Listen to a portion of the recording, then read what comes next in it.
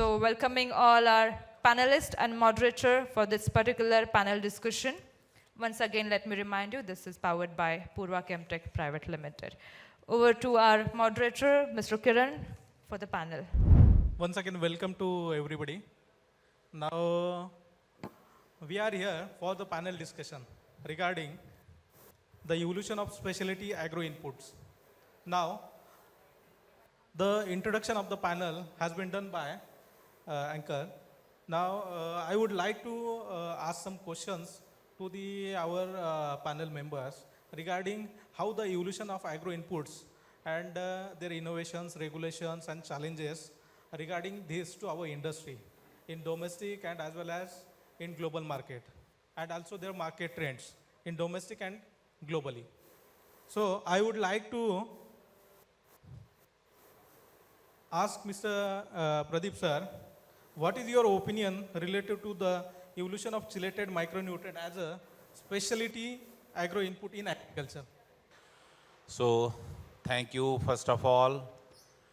This is probably the out of our subject, out of the track subject, because here we gathered for discussing about the biostimulants in particular, but the topic here for panel discussion is wide enough to have insights and some inputs with respect to specialty agro inputs, sorry, not nutrients, specialty agro inputs. So here the word specifically used is specialty. That means they are not generally used, right? They are specially used. So here I have to throw some light on chelation and chelated micronutrients, as Mr. Kiran have asked me to talk about.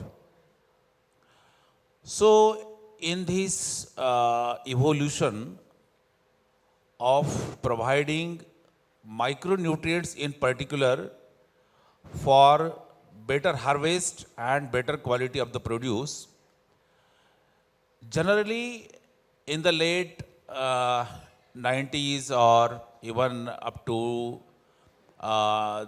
2000, I mean up to 25 साल पहले की बात है कि mostly inorganic form of micronutrients were used on very small scale. I will not say large scale, because farmers were not aware about the micronutrients.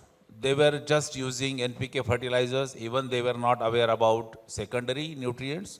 So micronutrient was the very least important, least understood topic of balanced plant nutrition. When we started our company in 2000, it was the subject we chosen for doing extensive work in whole of our life by making different kind of micronutrients, which will definitely helpful in fulfilling the demand of modern agriculture, rather advanced agriculture. So here we know what is chelation, because the topic is very specific, so I should not talk much about other things. So chelation means there are two kinds of nutrients, particularly micronutrients. One is inorganic, which is being used still on a large scale. And the another is chelated micronutrients, complex micronutrients, even we term it as. So why this chelation technology have been evolved? The reason we know very well is the soil health. As because of continuous cropping, every one crop farmer doesn't give raise to the soil and immediately he is ready for the another crop. So frequent cropping in the same soil have degraded it. Less use of organic material, maybe compost, farmyard manure, green manuring, whatever it may be. So because of which the micronutrients are depleted from the soil, as Dr. Hariyar Kausadikar rightly mentioned, that apart from nitrogen, apart from phosphorus, sulfur, micronutrients like zinc, boron, they are iron, they are found deficient in our Indian soils. So though we are applying inorganic forms of micronutrients on large scale, there are chances that because of soil reaction or soil pH, they are getting precipitated, they are getting fixed, and that is the reason why they are not available to the plants. And because of which we are not getting that much yield which we are expecting. Here, the chelation phenomenon, the chelation technology is working because they are stable in a wide pH range, they are water soluble for a longer period of time, and for sustainable agriculture, they are the best solutions. I think this is enough. Thank you. Thank you. Now, say what I have done, I have taken first similar questions to related to that field. Means on the stage, all the guests are the innovator and part of evolution for our industry. Now, second question goes to Mr. Samir sir. What is your opinion related to evolution of a biostimulant as a specialty agro input to our agriculture industry? Good afternoon, everybody. Yeah, biostimulants, as we have seen in the morning session also, that innovation and is being a part of nutrient, with its nutrient management, and every crop now has to use micronutrients. It's a tool for sustainable agriculture because although it is not containing any NPK or micronutrients, the contents or the biostimulants which is made up of say seaweed extracts, humic acid and all these natural natural content products. So it is giving resilience to the crop and it is helping plants to absorb the nutrition from the soil, and in an indirect way it is helping the plants to grow. So biostimulants are widely used now all over the world and the usage is increasing day by day. Also, it is increasing because of the regulations and the support that is the governments are giving in the worldwide. So that is also a cause of increasing the use of biostimulants. Similarly, the companies and the government and the NGOs also are taking training for the farmers and just let them know the benefits of using biostimulants over the traditional fertilizers. So these are some of the main points I can say, or main things that have evolved in last 5 to 7 years, that biostimulants are now considered not as a supplementary thing, but for the nutritional packages, everyone has to use biostimulants. So they are, even though not containing any direct nutrients into it, they are helping plants to grow and, as I said, giving resilience to the shock, to the stress which is there, and also helping farmers to go for the sustainable agriculture. Thank you, Samir sir. Now, same thing. First, we cover chelated micronutrient industry. Second, biostimulant. Now, third one is also good for our business. Means we are focusing now on biofertilizers and biopesticides. I want to ask to Sandeepa ma'am, what is your opinion related to evolution of biofertilizers, biopesticides as a specialty agro input to our industry? Thank you so much. And first of all, let me congratulate the AIM team of Mr. Rajkumar Dhurgude and Mr.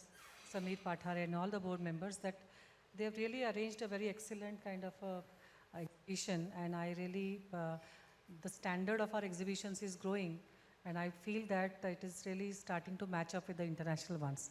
So congratulations, first of all. Coming back to microbes, because I'm an industrial microbiologist, I started working in this sector in the year 1991. And I always, in fact, remember that era when nobody knew about what microbes were going to be used for. Some people knew something about rhizobium and azotobacter, and that was it. There was no FCO, nothing. And if you manufacture any product and if you try to do innovation in the sector, it was really considered a touch me not syndrome. Because even if you went to universities and all, they were not trying to, believe that you have done something innovative. And then even if you had a patent, there was some skepticism surrounding the biofertilizers, as there was skepticism surrounding the biostimulants. So we have in fact traveled in the same boat. It's not a very different kind of a boat. So I started working, and in fact we were trying to pitch biofertilizers as something which could increase the efficiency of chemical fertilizers. Because many things were talked about chemical fertilizers, that okay, they are polluting the soil, the nitrate pollution in the water is going up, but then what can be done about it? So nothing can be done about it means you have to have some kind of solution for it. So we started with asymbiotic nitrogen fixing bacterium called azotobacter, and we did not want to copy the normal MAIDC kind of pattern wherein you supply to the government and forget about it. So we knew that the azotobacter can do good, and we have proven it over say 20 years now. In fact, we were the first to launch the liquid biofertilizer in India, which got a global award, a WIPO gold medal. And then that was how the journey started, but then we could not sell it in India. We had to depend on exports. But as Mr. Manor Shetty, he had an excellent talk just prior to us. We started exporting. So the evolution has started with respect to improving the quality, good. I'm not calling myself good, but then trying to get some kind of science into the sector. That was very important. And then the fermentation technology in biologicals was not at all standardized to the extent it is standardized in some of the fermentation or the pharmaceutical industries. So a lot of formulation work, a lot of fermentation work, which is on par with the international standards, that had to be launched. And now some unique formulations have been launched for the market, which are now proving to be good for the chemical fertilizers, increasing the efficiency of chemical fertilizers, which can be used along with the basal dose. So here we are that if we are trying to use chemical fertilizers, we have to use biofertilizers, because not only the chemicals are not working, and they are just trying to increase the cost of the farmers. So that is how the evolution has happened from being just a seed kind of a dressing agent to trying to use it with the chemical fertilizers, trying to use foliar biofertilizers, which in European countries are called as biostimulants, and here in India we are calling them biofertilizers. But all in all, microbes, they are going to play a very important role.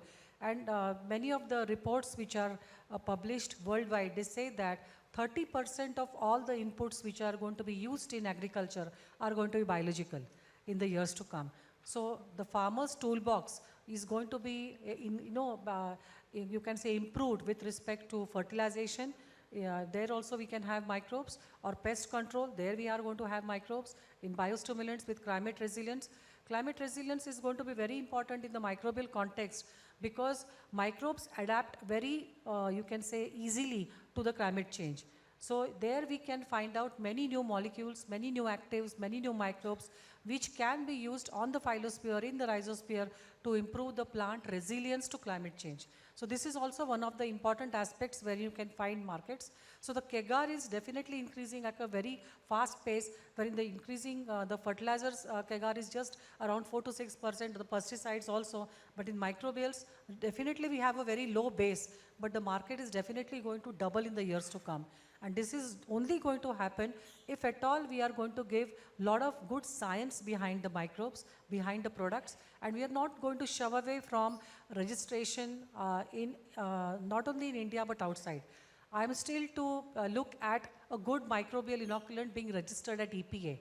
My company is trying that, but that is the best, in fact, thing which can happen, which can give a lot of validation to the microbials or the microbial companies which are launched now. And good people are coming, and I really hope that the science is going to evolve in a very nice manner, and we are going to be able to find the markets. And also the Make in India initiative, or the Bio E3 policy, which has been launched by the government, that is going to provide us with a lot of impetus to take our foot forward in the best way, in the best direction. Thank you. Fourth sector means first we have taken chelated micronutrient, second biostimulant, third one biofertilizer, biopesticide, and last one for our industry, that is very good. I want to ask to Mr. Tanay sir, what is your opinion related to evolution of water-soluble fertilizer as a specialty agro-input?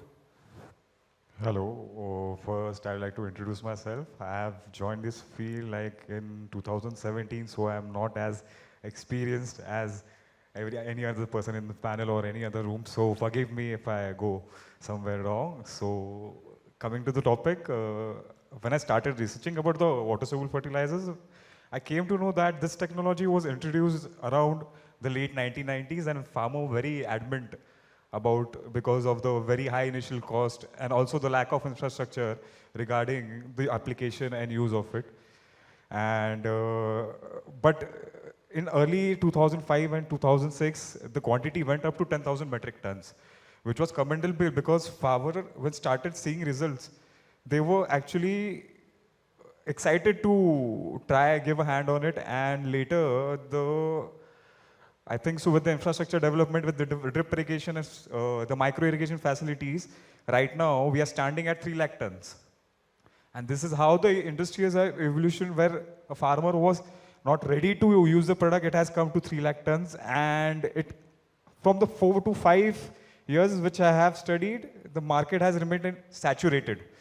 But a very beautiful observation according to me was in 2020, when the COVID period had started over there, a government regulation in 2015 regarding the mixture of fertilizers and specialty fertilizers, government had allotted the permission to manufacturing the grades according to the plant needs, which came into utilization in 2020, and slowly the industry is shifting from the complex grades to making their own specialty fertilizers according to the plant needs. So yeah, there is a scope, and in the next 5 to 10 years, I feel that the market, if you consider, it's very hypothetical to say that it is going to increase from 3 lakh tons to 6 lakh tons. It may remain consistent, but there will be a considerable shift in the specialty fertilizer department. That's First round is over. Now second round. Second round is about knowledge giving. Would you like to take knowledge? फारच आवाज कमी येतोय. Now I want to ask to Pradip sir, what are chelating agents and how they play their important role in chelating micronutrient fertilizers? So chelating agents are of 2 types. One is synthetic, another one is natural one. Natural or organic, we can say.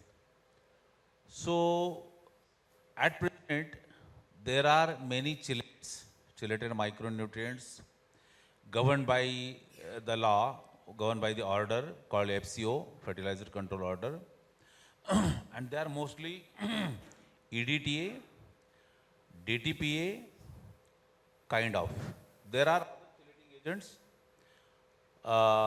which are very effective, like HEDP, even EDHA, and so on. Lot many chelating agents are being evolved, and but there are certain constraints with respect to these synthetic chelating agents that so far many of us are not aware of. So in modern organic agriculture, they are supposed to be banned or not used in future, because there are some soil and environmental concerns. They are now being realized by some scientists and some people working in this area. So we have to shift from this to organic kind of chelating agents or natural kind of chelating agents like amino acids, some organic acids, even some humic substances, and lignosulfonates. These are some few organic or natural kind of chelating agents. So here the chelating agent or chelator means any cationic nutrient, rather micronutrient, is complexed with this chelating agent, which is stable in the soil solution in a wide pH range. We cannot term it as a wide pH range, in a specific pH range, because pH range for every chelating agent is differing.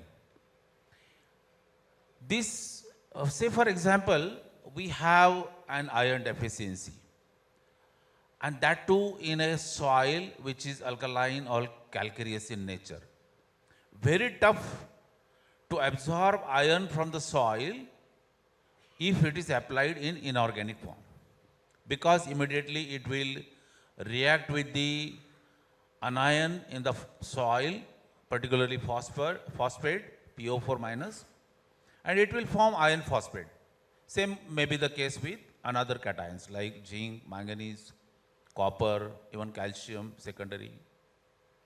So when they are converted into these metal phosphates, we know very well they are not soluble in water, and we know that any of the element to be absorbed by the roots or even by the leaves, it should be 100% water soluble.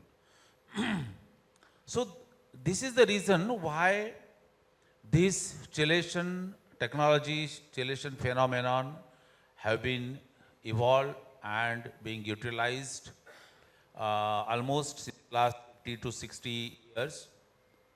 But in the recent times, just from 2 decades onwards, we came to know, we understood the ideology behind chelation, and nowadays almost every big company, multinational company, is also behind this concept. They are also having this product in their portfolio, because every progressive farmer now have realized how the deficiency of any element, any micro element in particular, will hamper or will have negative impact on the yield and quality of their produce. Because whenever there are control condition agriculture, what we say, greenhouse, polyhouse, shade net, everything. So they are high-yielding varieties, they are high-yielding crops, they have very huge genetic potential to give more harvest. So in that case, we have to supplement all the nutrients in a balanced form, in a very smart way. We have heard the term in irrigation management, every drop, do you know? More crop. Yes, every drop, more crop. Same is the principle, or same is the phenomenon applicable to our nutrients, and that too particularly micronutrients. Every gram will have a more crop with better quality. So that we have to understand the importance of chelated micronutrients. And as I told you initially, that we have to innovate, we have to collaborate with some institutes working globally on this kind of chelation, organic or by using natural substances. We know some of the people who are working in this field, we know that synthetic chelating agents are strong enough as compared to these naturals. They lose their bond, because in chelation they form a bond, they are bind together, and they may lose even in a low pH range. This is one of the drawback of organic or natural chelating agents. But by innovating, by doing extensive research, we have to make them sufficient enough or competent enough to be stable and provide the nutrition required by the plant even in a soil solution having more pH. So this is the area where in the next decade we all have to do something about, and as we daily in on one or the other seminar or with the while discussing among the scientific community, we discuss about sustainable agriculture, we discuss about soil health, we discuss about plant health, and in turn we plant human and animal. So these are the most important concerns because of which we are forced to shift from generally used agro-inputs to specialty agro-inputs. Thank you. Now, I want to ask question related to biostimulant. At early stages, we all are part of it. At that time, Indian MNCs, foreign MNCs was not taking interest in biostimulant. At that time, government was also not favoring for biostimulant. At that time, there was one stimulator for our industry. That stimulator man was Mr. Pathare sir. He was stimulating our industry by doing his, giving his knowledge to our AIM members and also giving all technical data presentations to government officials also. So I want to ask Mr. Samir sir, what are the biostimulants and how they play important role in our precision agriculture? Yeah, as I said earlier, biostimulants, if we go by definition by Government of India, they are the substances or synthetic substances which bring about positive changes in the systems, in the plant system, so that the nutrient uptake is more, and of course the resilience is there. So basically in India, if we want to manufacture biostimulant, then it should not contain nutrients or PGRs also. So it's a separate commodity that has been created, and as we have seen, that's clearly mentions that what should be what should actually be a biostimulant. So no fortification of macronutrients into biostimulants is allowed, and of course PGRs are also not allowed. So once again, like because of these properties, we can say that the biostimulants are being used in the world for sustainable agriculture, soil health, and because of them, I think the farmers are also getting much more yield than the traditional fertilizers also. Another thing, the use of biostimulants has increased because of its compatibility with other fertilizers also. So in a schedule, if we give a schedule to the farmer for certain crops, then now they have to use biostimulants also, micronutrients also, even biofertilizers also, as madam said, that only biofertilizers were used, but now even along with the pesticides also they are being used. So same way, biostimulants are also has that synergy along with the other inputs that are there. So definitely, I think the need for our is to educate our farmers through training programs, and as we all are the company owners here, so if we want to promote our good product, then of course we have to reach to the farmers and educate them, give them training of exactly what that biostimulant is and what difference it is going to make if they use it along with their practices, or even if they want to cut short some of the chemical fertilizers and replace them with biostimulants.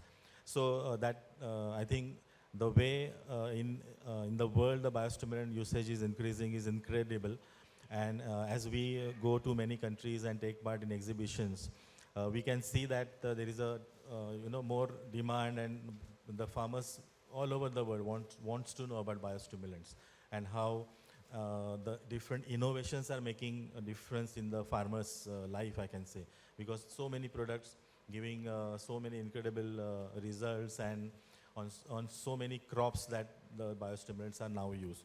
If you talk about precision agriculture, I think it is compatible. Say you are using drones nowadays and you are using pesticides. Same way, I think the biostimulants are also used along with drones and along with any other precision agricultural equipments which are used. So that way also there is no constraint in using biostimulants.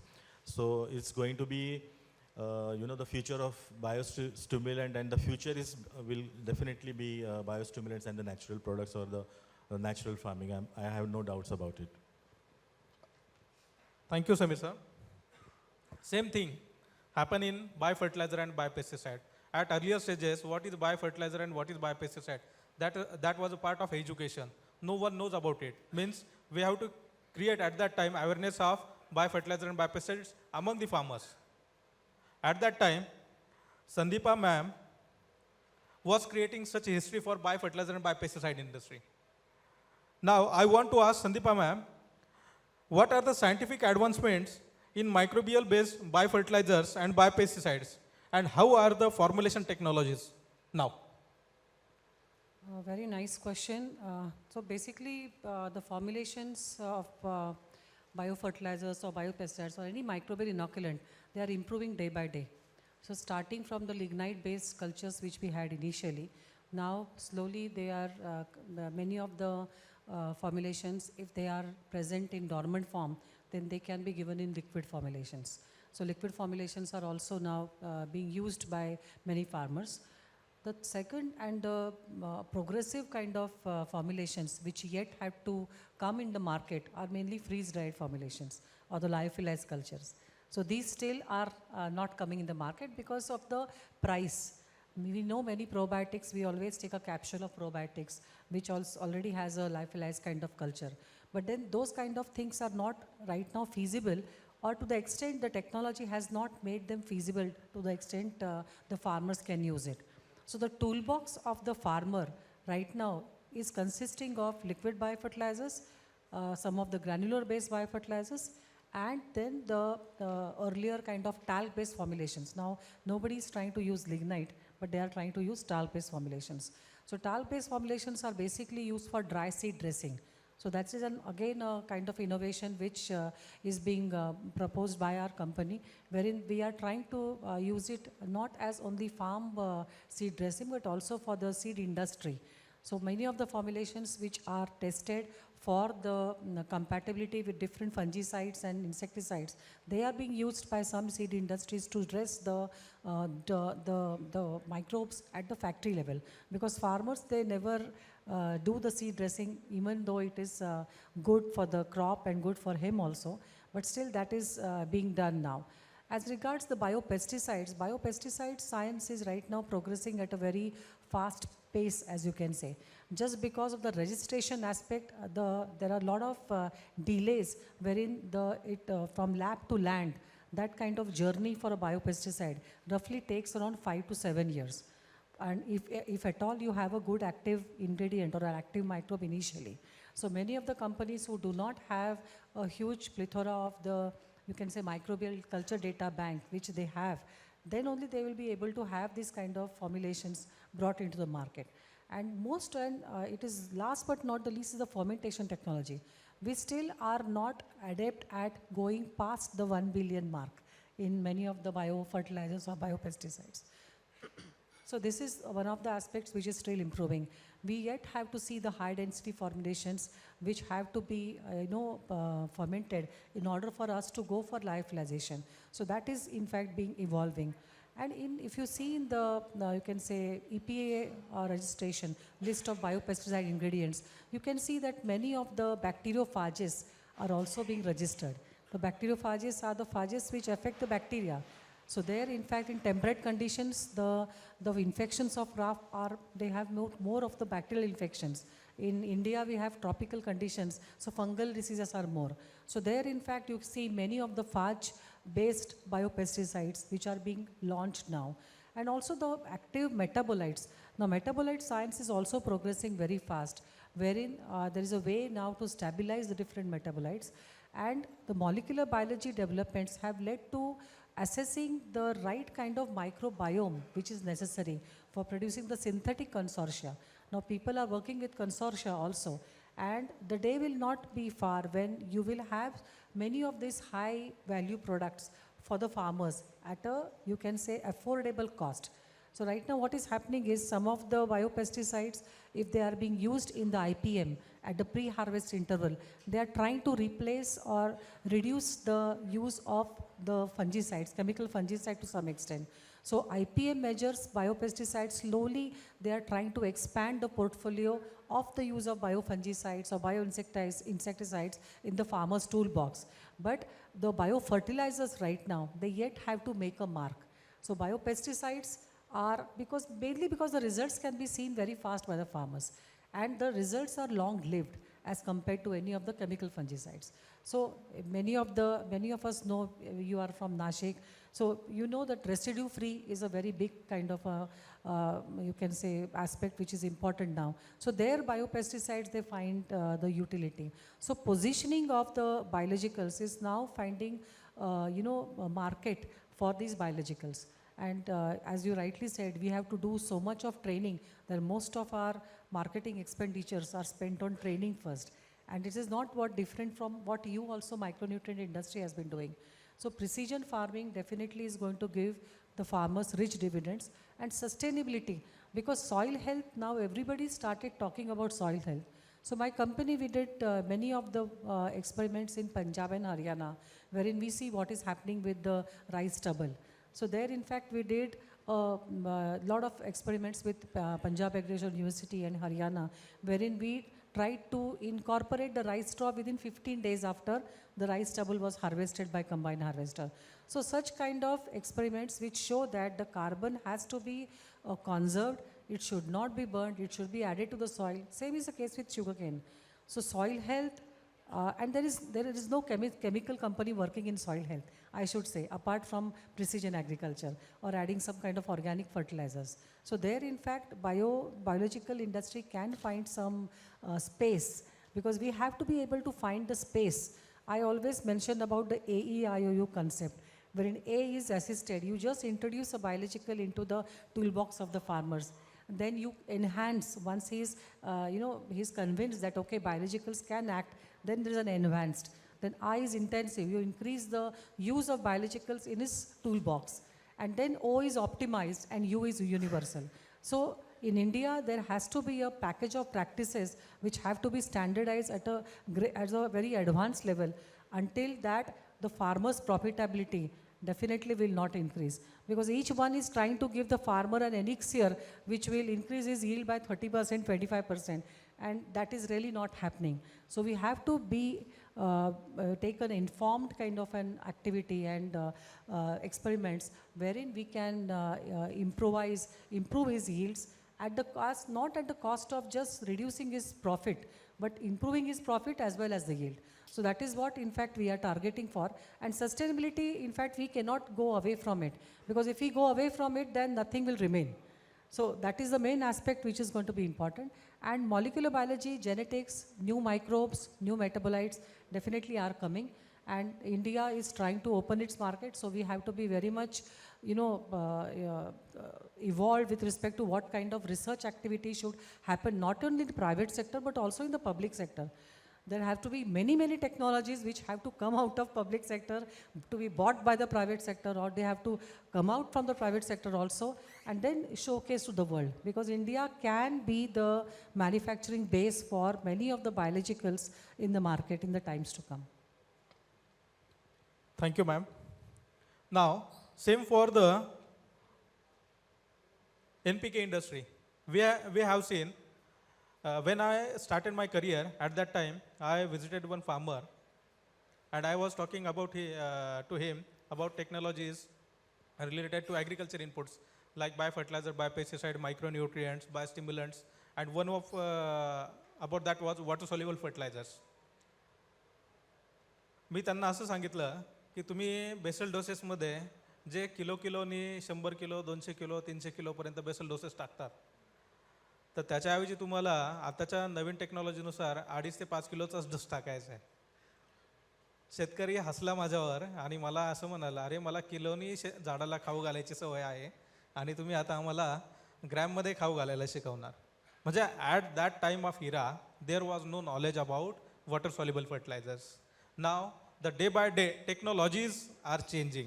So I want to ask Mr. Tanay, what are the latest technological advancements in water soluble fertilizers? To be honest, I'll keep it short.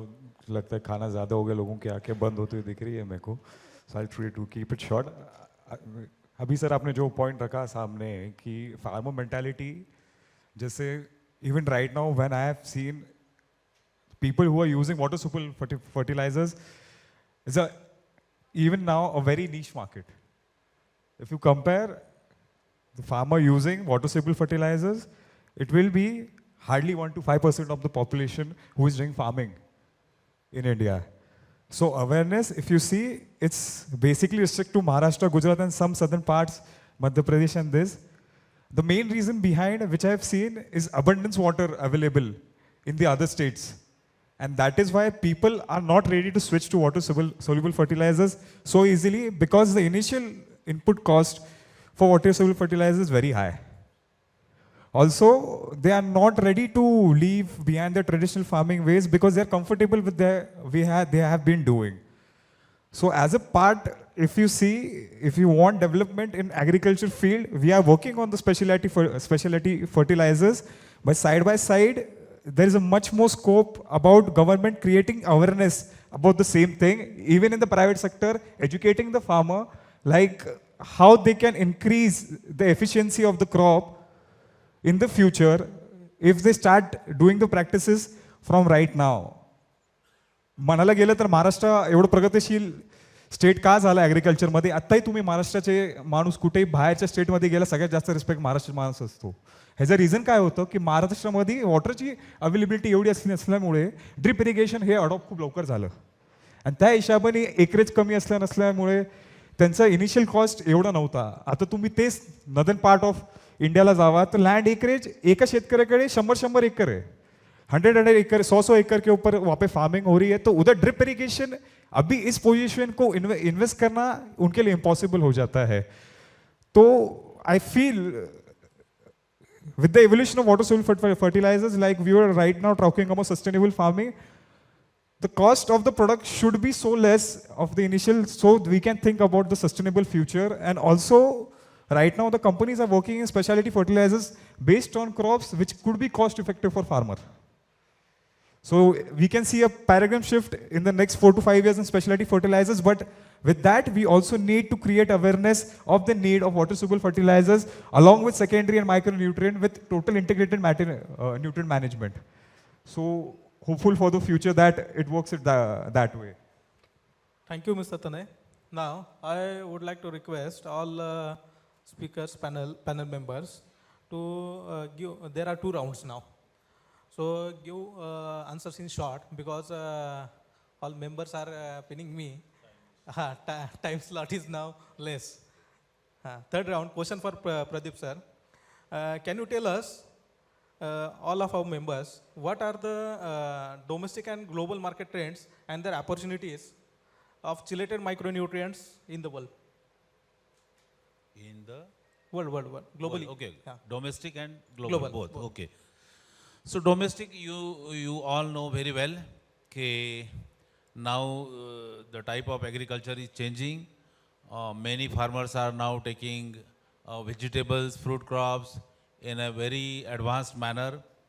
They put mulching, they have drip irrigation system, they have beds, making the soil porous for better uptake of nutrients. Here, micronutrient is now an integral part of the plant nutrition that is not at all left behind, which was not aware 20-25 years ago, but now this is an integral part. So micronutrient consumption have unlimited scope right now in India and everywhere on the globe. As Shetty sir rightly presented in his speech, that there are almost 200 countries on this earth, and everywhere we found a scope there. Only thing is that, as Madam rightly pointed out one thing, to enhance the efficacy of chemical nutrients, there should be an integrated approach.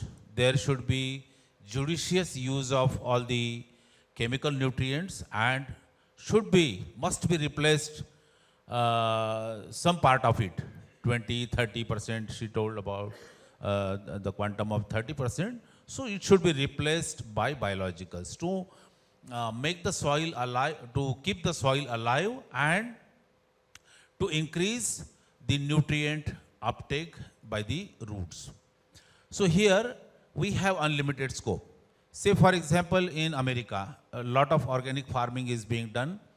As we are exporting many of our chelated micronutrients to America, that too not with EDTA chelate or other synthetic kind of chelates. They are all are amino acid chelates, and because they know that that particular chelated micronutrient should meet the standards, like it should be EPA compliant, Environmental Protection Agency compliant, and it should be OMRI listed.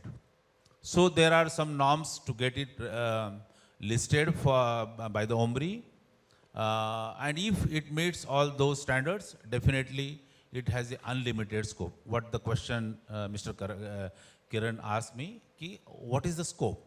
So as we understood today that there is unlimited scope for any kind of agro input, right from potting soil to chelated micronutrients to biostimulants to biologicals to NPK fertilizers. No doubt NPK fertilizers at present are not allowed to export, but if we have some innovative kind of these NPK fertilizers which can be exported, so there is unlimited scope.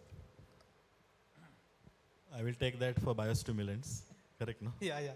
So the use of biostimulants is increasing because, again, as I said, government is also supporting sustainable agriculture. There is awareness in the farming community to use biostimulants, and if we talk about regulation and the impact of that regulation is that now, if I talk about India, soon I think in 2 to 3 years, the regulation will be, going to be, perfect, or it is going to evolve. But in 2 to 3 years, we can say that yes, the products are registered and we can manufacture it as per FCO guidelines.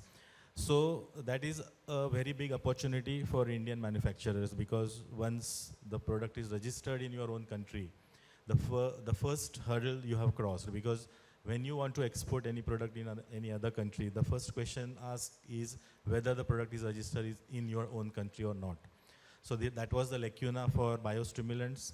And like my industry, I'm running for 31 years, and prior to that, maybe around 10 years or so, biostimulants were used in India. So these are 30-40-year-old products, but left out of any kind of regulation, and now government has taken this step. So there is a tremendous scope for all of us that we can have our product registered. And when I say register, your company has to register it yourself. If you take a product from FCO, then you are not having that particular data which is required to register the product. So if you have any specialty product and you are sure that yes, this product will work and will work globally, I'm sure you have to invest in that and get the product registered first in India.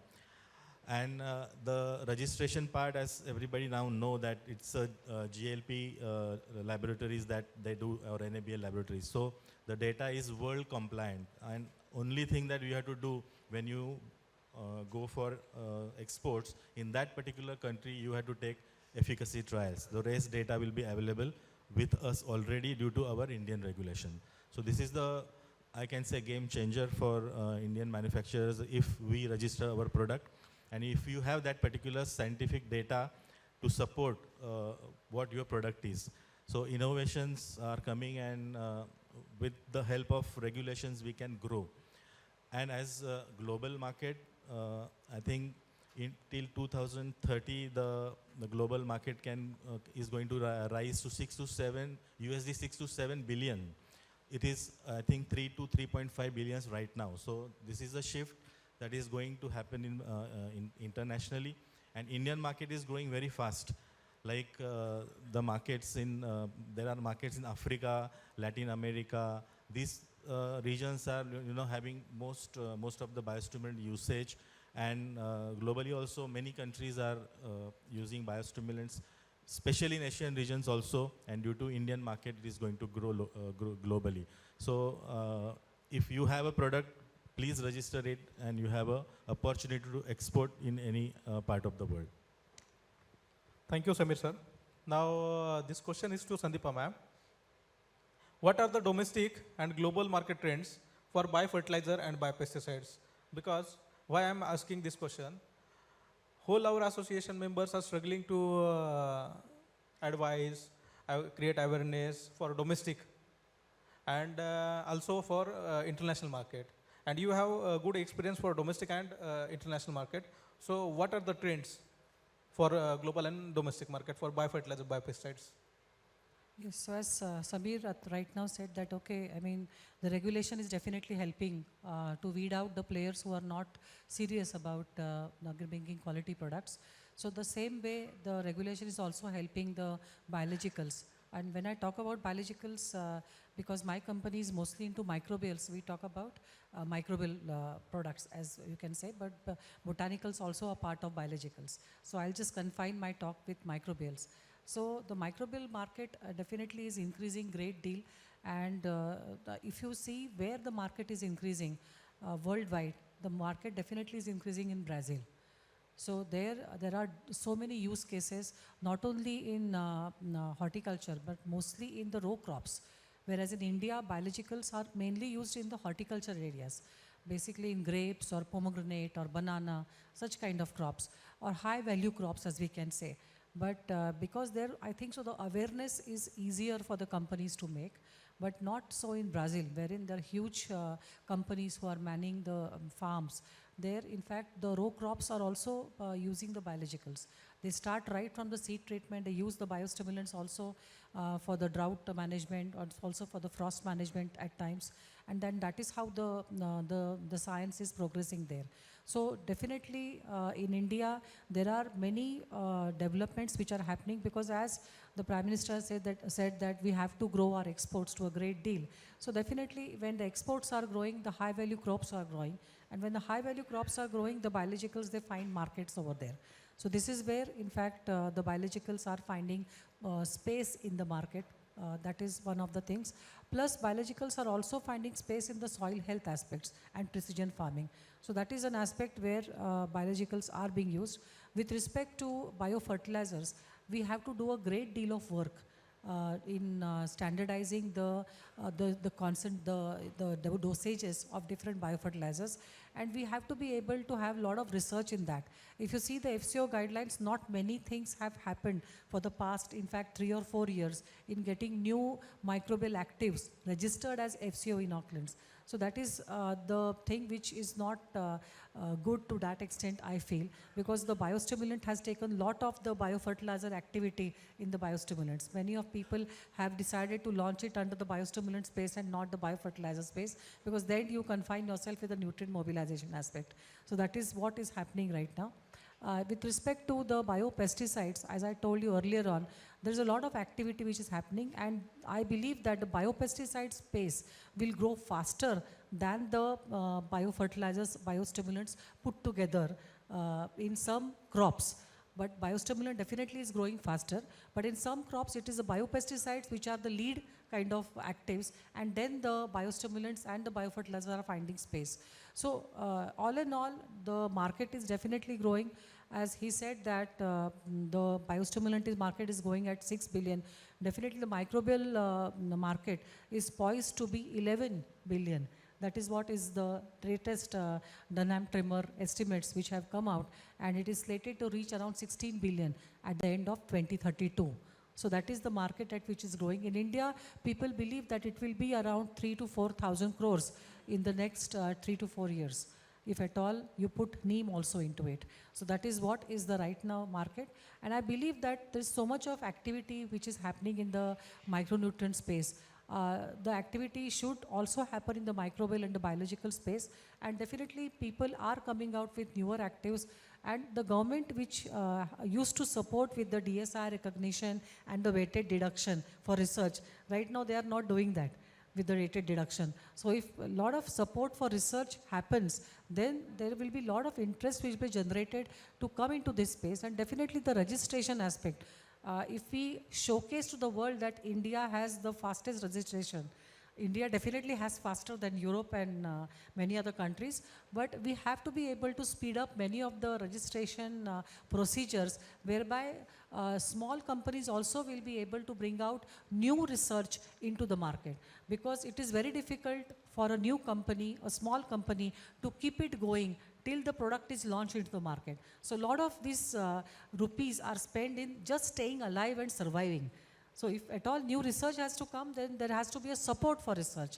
And there are many documents which show that if you spend 1 rupee in research, you get 13 rupees. But then the support to research has to happen in agriculture a great deal.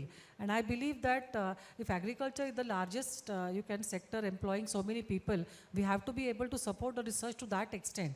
It is very meager right now. I believe it should be the to tune of minimum of 2 to 3% of the whatever the agriculture GDP is. So that is what is important, and then we'll be able to have many products launched in the years to come. Thank you. Thank you, ma'am.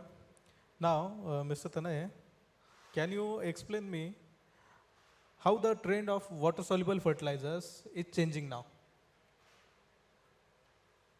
As I mentioned earlier to you before, that after 2020, I've seen a credible shift in the range of complex fertilizers moving towards the specialty of fertilizers. And there is also an evolution regarding the way the fertilizers are going to be sprayed. Some are coming with liquid fertilizers, some are coming with specialty fertilizers, compiled with secondary and also with micronutrients, and giving it in a balanced combination. And I can see the trend change, but it could be a limiting factor. But we should also not forget, by the end of 2050, the world population is going to reach 10 billion. 10 billion, and 1.6 to 1.9 billion people are going to be in India itself. So right now, the area under drip irrigation is hardly in 1 to 2% of the rest of the India, which can shift if we need to go towards integrated nutrient management. And there is a considerable possibility. Right now, it is only theoretical, where we can say that the trend will shift accordingly to much more towards spraying products in agriculture and water soluble, and also through drip irrigation. And if possible, I think there could be a possibility where privatization of farming can be looked into, because right now, even in the agriculture equipments, consider an example of drone. The main problem of most of the area is land acreage is very less.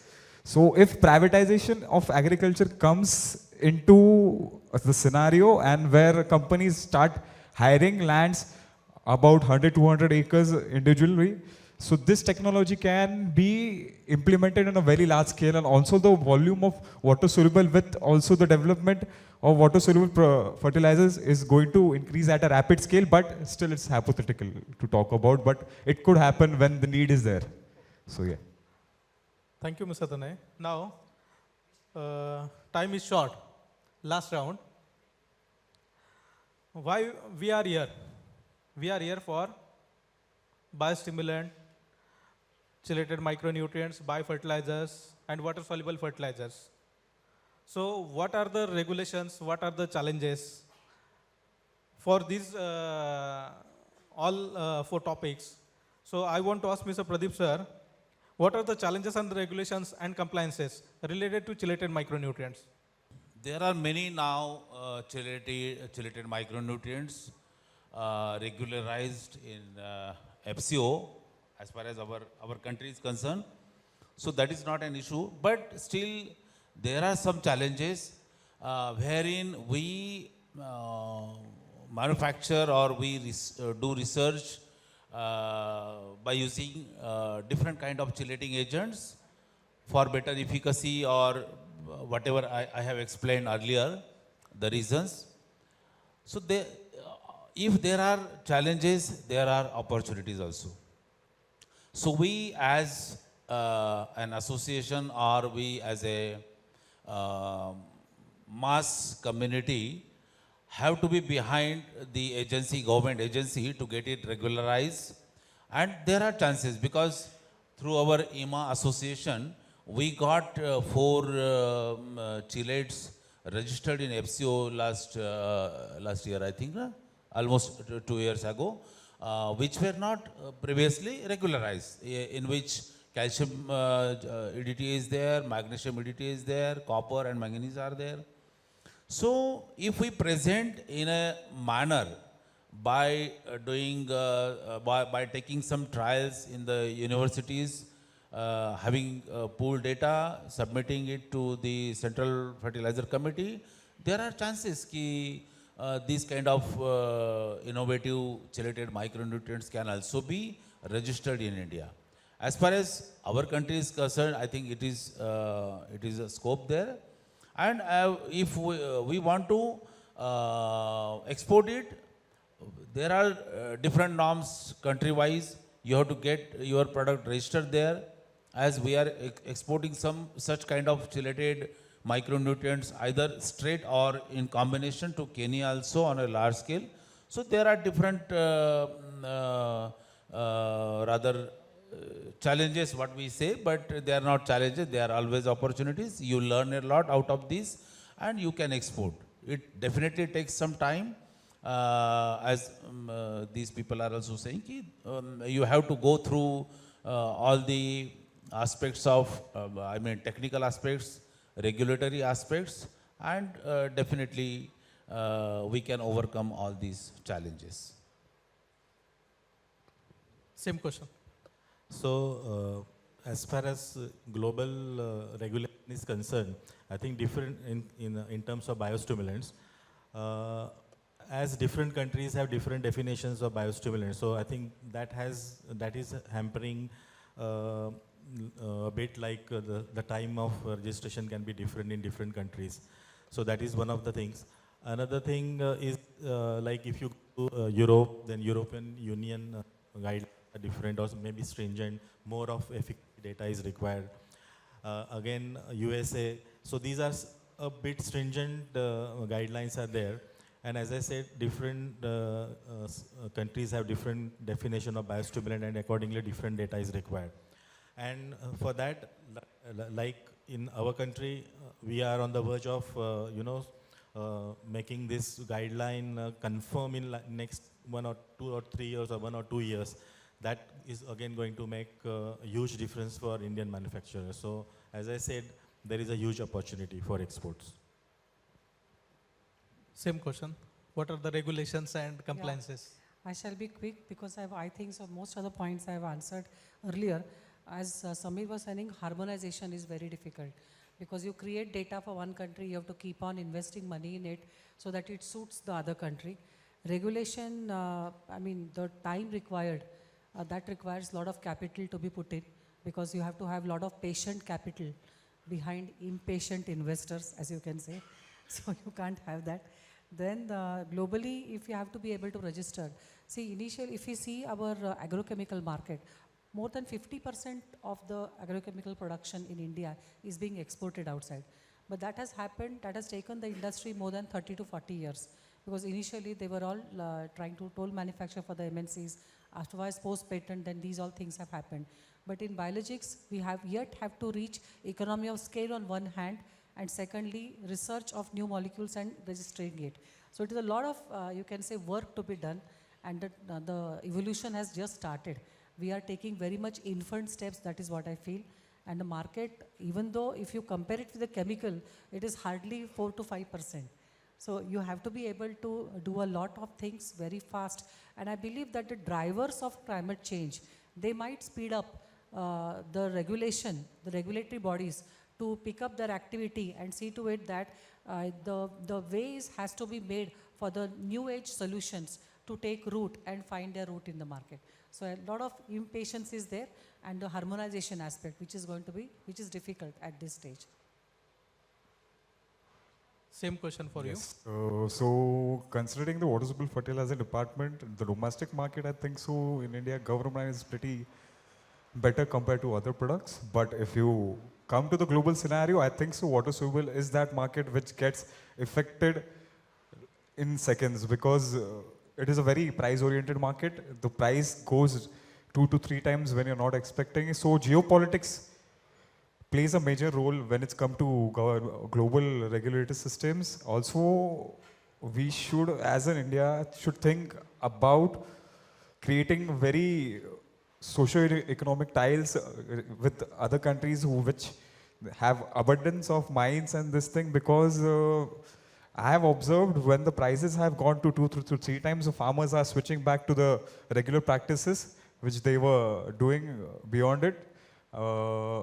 So yeah, I think so global economics plays a very important role. And in terms of export, right now, we don't have the permission to export, but even if we get the permission, but I don't think so India is in a suitable position to export water soluble fertilizers or other fertilizers, mixture specialty fertilizers, because they are already pioneers in that thing. So domestic market could be a good thing. Thank you, Mr. Tanay. Thank you to all panel members. And I'm also saying thank you to AIM committee members that they have chosen me as selected as a moderator for these peoples. And I am also honored because these 4 panel members, what I'm saying, one is chelator, one is stimulator, one is bio-woman, and last one is WSF man. So all these peoples, I have taken experience from them. So once again, thank you to all.